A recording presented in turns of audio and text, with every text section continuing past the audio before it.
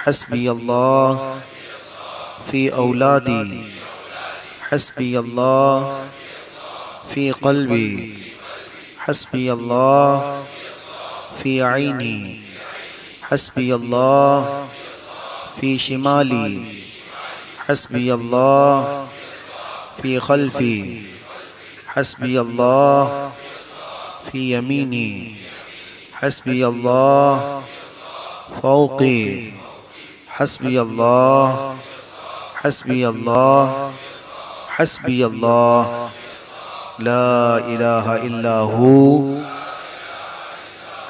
علیہ توکلت وہو رب العرش العظیم. دعا کریں الہنا و خالقنا الہنا و خالقنا الہنا و خالقنا یا رحمن الدنیا والآخرة ورحیمہما انت تغننا فاغننا عمن سواک الہی لست للفردوس اہلا ولا اقوى على نار الجحیم فاغفر ذنوبی بفضل جودک یا اللہ فاغفر ذنوبی بفضل جودک یا اللہ فاغفر ذنوبی بفضل جودک یا اللہ یا رب العالمین اکرم الاکرمین. تیرے گناہوں میں ڈوبے ہوئے بندے تیرے دربار میں ہاتھ پھیلائے مولا. تو ارحم الراحمین ہے، تو اکرم الاکرمین ہے، تو احکم الحاکمین ہے، تو خلاق کائنات ہے مولا. نام تیرا ستار ہے، نام تیرا غفار ہے، بغیر پوچھے بخش دے مولا. اے اللہ ہمارے کھلے ہوئے عیبوں پر پردہ ڈال دے. اے کریم خدا رحم الراحمین ہم تیرے ہی تو بندے ہیں مولا. تجھ سے جو منہ چھپائیں تو کریں کس کے سامنے. مالک الملک ذو الجلال والاکرام آج تو نے ہمارے دل کی اصلاح کی توفیق بخشی مولا. دل میں جتنی بھی چیزوں کی آماجگاہ بنی ہوئی ہے سب کو پاک فرما دے رب العالمین. دنیاوی خرافات سے ہمارے دلوں کو پاک کر دے. ہماری آنکھیں جو بے حیا ہوئی ہیں مولا، جو بے نور ہوئی ہیں، ان کو تو بخش دے. اے کریم خدا ان کو طہارت عطا فرما.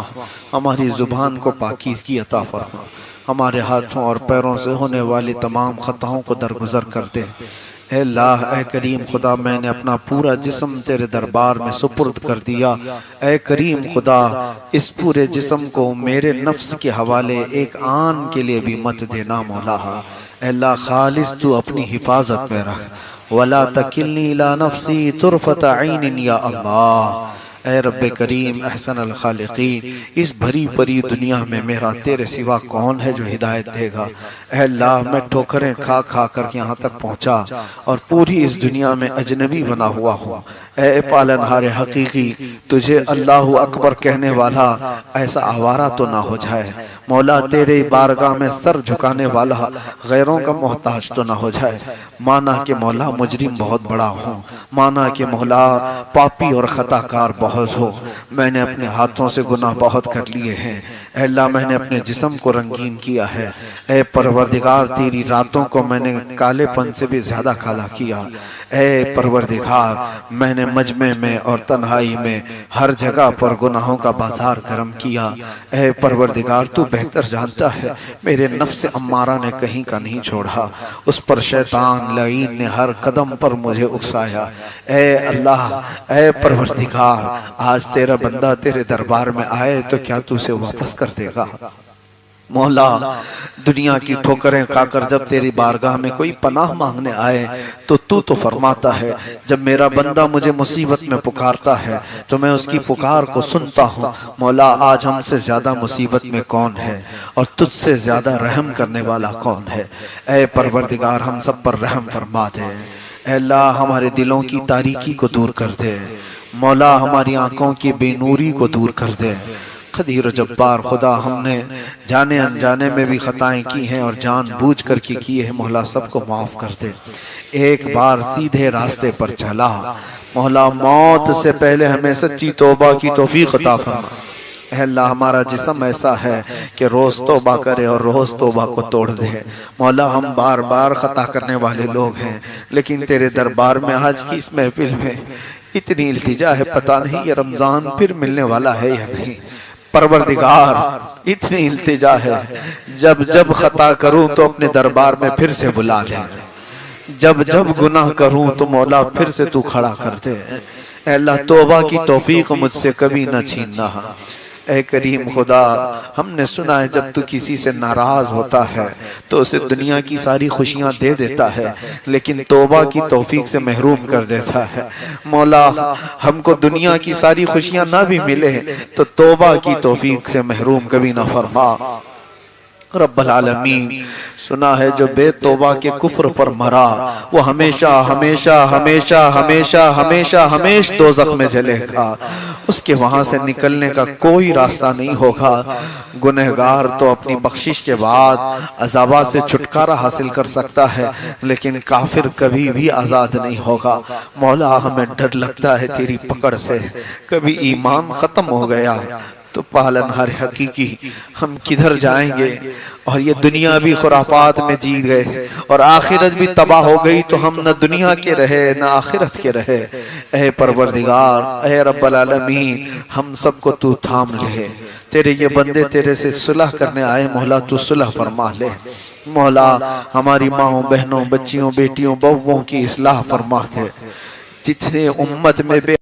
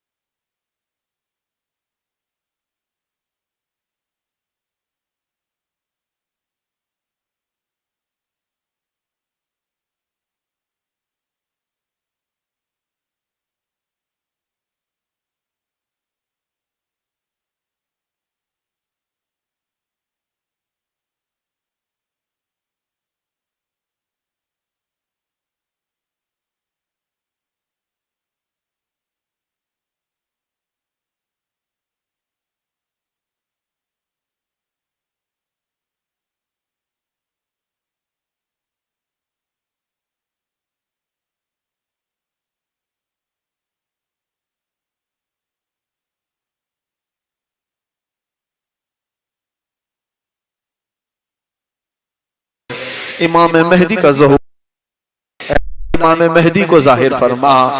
اے کریم خدا، ہم نکموں کو ان کی ساتھی بننے کا شرف عطا فرما۔ رب العالمین ہماری دعاؤں میں لذتیں عطا فرما، ہماری عبادتوں میں تڑپ عطا فرما۔ پروردگار ہماری آنکھیں کھلنے سے پہلے ہماری بخشش کا اعلان کر دے۔ تجھے فضل کرتے نہیں لگتی بات، نہ ہو مایوس تجھ سے امیدوار۔ مولا تو اگر بخشنے پر آئے تو آنے واحد میں بخش دے گا۔ آج کی رات جس کو تو آزاد کر رہا ہے ان آزاد ہونے والوں میں ہمارا نام شامل فرما لے۔ مولا آج اتنا اعلان کروا دے کہ فلاں کا بیٹا جہنم سے آزاد ہو گیا۔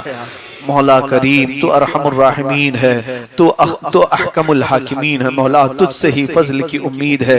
اے اللہ ہم سب کو بے حساب معاف فرما دے۔ لا الہ الا اللہ الملک الحق المبین محمد الرسول اللہ صادق الوعد الامین۔ لا الہ الا اللہ الملک الحق المبین محمد الرسول اللہ صادق الوعد الامین۔ لا الہ الا اللہ الملک الحق المبین محمد الرسول اللہ صادق الوعد الامین۔ بارگاہ رسالت محاب صلی اللہ علیہ وسلم میں کھڑے ہو جائیں، سر جھکاؤ کچ کلا ہو وہ در دولت پہ آئے، جھولیاں پھیلاؤ شاہو وہ در دولت پہ آئے۔ منگتا تو ہے منگتا کوئی شاہوں میں دکھا دو، جس کو میرے سرکار سے ٹکڑا نہ ملا ہو۔ آتا ہے فقیروں پہ انہیں پیار کچھ ایسا، خود بھیک دیں اور خود کہیں منگتے کا بھلا ہو۔ آؤ دیوانوں اس بارگاہ میں ہم پہنچتے ہیں جہاں گرتوں کو اٹھایا جاتا ہے، جہاں کمزوروں کو پکڑا جاتا ہے، جن کا کام ہی ہے اللہ کے رسول صلی اللہ علیہ وسلم کو پورے مکہ والے یہ کہتے تھے بیواؤں کا کوئی سہارا ہے تو وہ محمد ہے، یتیموں کا کوئی والی ہے تو وہ محمد ہے، غریبوں کا کوئی دکھ کاٹنے والا ہے تو محمد ہے، بوڑھوں کا ہاتھ پکڑنے والا کوئی ہے تو محمد ہے صلی اللہ تعالی علیہ وآلہ وصحبہ وسلم۔ ہر خصلت میں آپ ہیں، مصطفیٰ ذات یکتا آپ ہیں، ایک نے جس کو ایک بنایا آپ ہے۔ آؤ بارگاہ مصطفیٰ میں ہم غم کی بپتا کیا سنائیں، وہ رسول ہمارے ہر حالت سے باخبر ہیں، وہ ہماری صبح بھی دیکھ رہے ہیں، ہماری شامیں بھی دیکھ رہے ہیں۔ ان سے کیا کہنا اور ان سے کیا بہانے بنانا، ہم کیا کہیں گے رسول اللہ کے دربار میں؟ میرے آقا ایسا ہو گیا ویسا ہو گیا، اس لیے ہوا اس لیے ہوا، کچھ نہ کہو یہاں تو گونگوں کو بھی دیکھا جاتا ہے، کچھ نہ کہو یہاں تو لکڑیوں کی بھی سنی جاتی ہے، یہاں ہمارا کام صرف صلاۃ و سلام پیش کرنا ہے، باقی وہ ان کا کرم جانے، وہ ان کا رحم جانے۔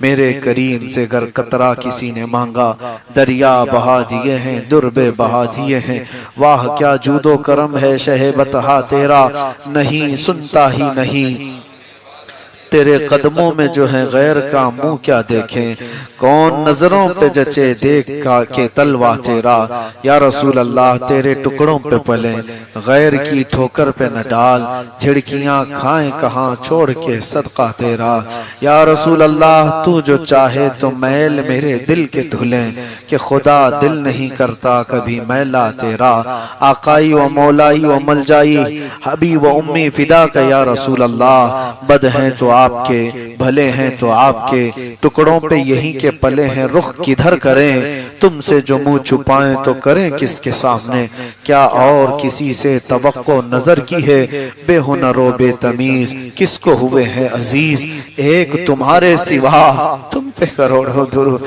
گندے نکم میں کمی مہنگے ہیں کوڑی کے تین، کون ہمیں پالتا تم پہ کروڑوں درود، آقائی و مولائی و ملجائی آپ کے غلاموں کا یہ قافلہ تصور میں آپ کے دربار میں کھڑا ہے۔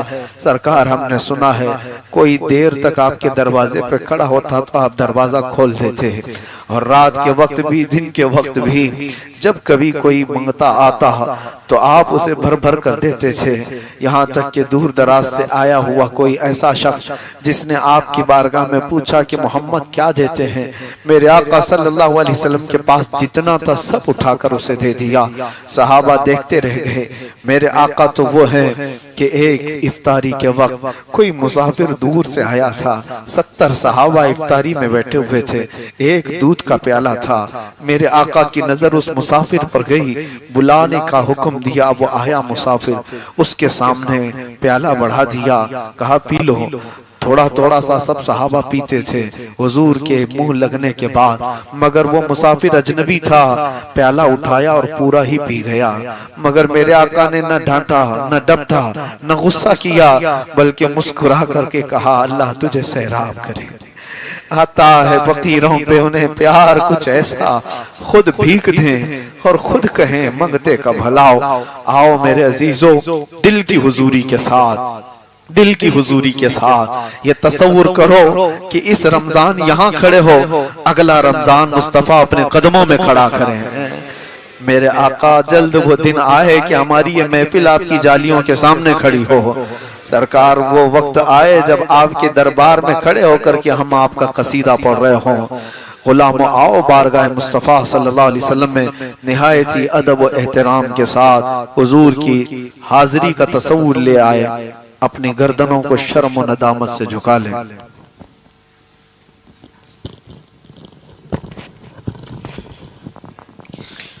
حاضر ہیں در دولت میں گدا سرکار، توجہ فرمائیں سرکار، توجہ فرمائیں، محتاج نظر ہے حال میرا سرکار، توجہ فرمائیں سرکار۔ سرکار توجہ فرمائی میں کب آنے کے قابل تھا میں کب آنے کے قابل تھا رحمت نے یہاں تک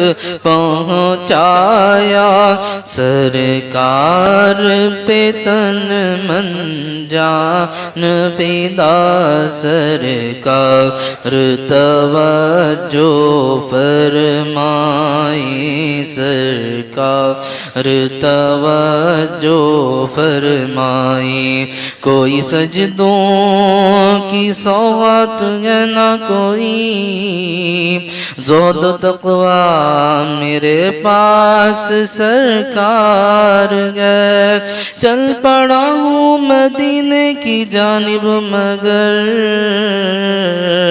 آئے سر پر گناہوں کا انبار ہے جرم اسیاں پہ اپنے لجاتا ہوا اور اشک ندامت بہاتا ہوا تیری رحمت پہ نظریں جماتا ہوا در پہ حاضر یہ تیرا گناہگار ہے مجرموں کو بخشواتا یہ تو سارے بگڑوں کی بگڑی بناتا یہ تو غم زدوں بے کسوں کا تو غم خار ہے تیرا ثانی کہاں شاہ کون و مقام مجھ ساسی بھی دنیا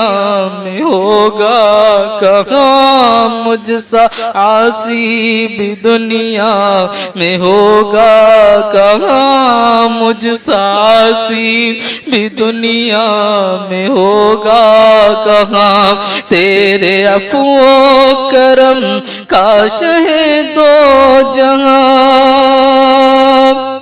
کیا کوئی مجھ سے بڑھ کر بھی حقدار ہے میں کر کے ستم اپنی جا پر قرآن سے آؤں گا سن کر آیا ہوں بہت شرمندہ سا سرکار توجہ فرمائی سرکار توجہ فرمائی آیا ہوں بہت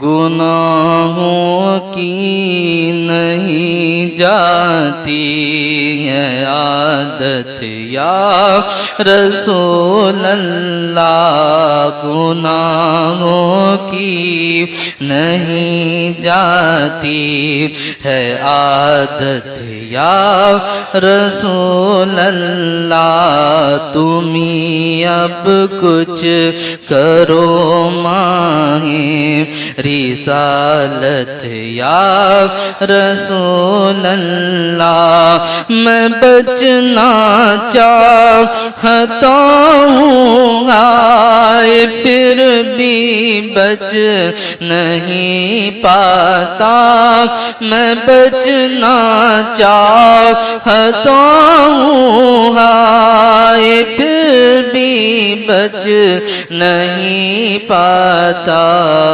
گناہوں کی پڑی ہے ایسی عادت یا رسول اللہ گناہوں کی پڑی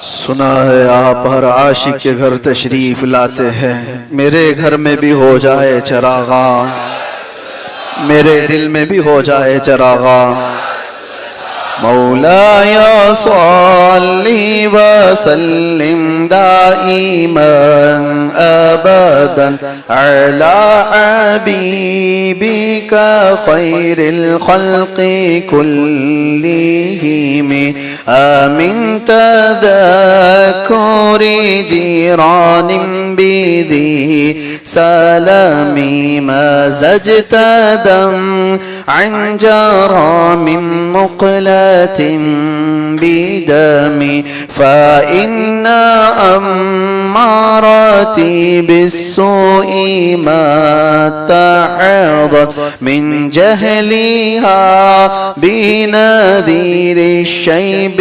والهرم مولاي صل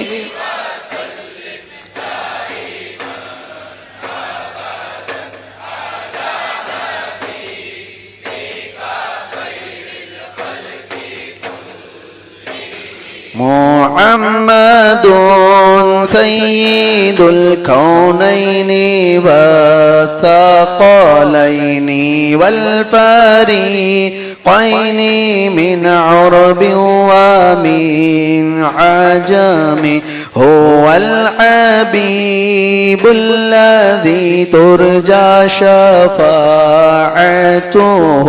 لكل هول من الأهوال مقتحم مولاي صل وسلم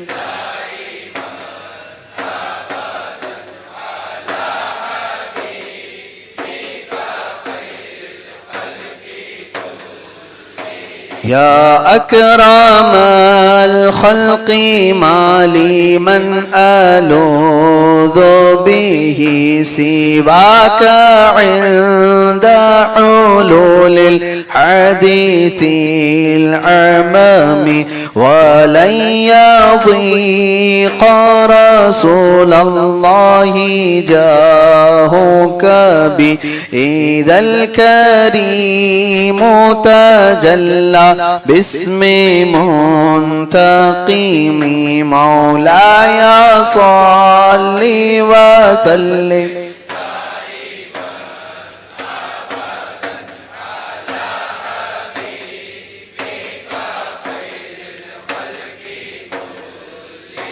ثم الرضا عن أبي بكر وعن عمر وعن علي وعن عثمان ذي الكرم سعد سعيد زبير طلحة وأبي عبيدة وابن عوف عاشر الكرم يا ربي بالمصطفى بلغ مقاصدنا يا ربي بالمصطفى بلغ مقاصدنا يا ربي بالمصطفى بلغ مقاصدنا واغفر لنا ما مضى يا واسع الكرم مولاي صل وسلم دائما أبدا على حبيبك خير الخلق كلهم الصلاة والسلام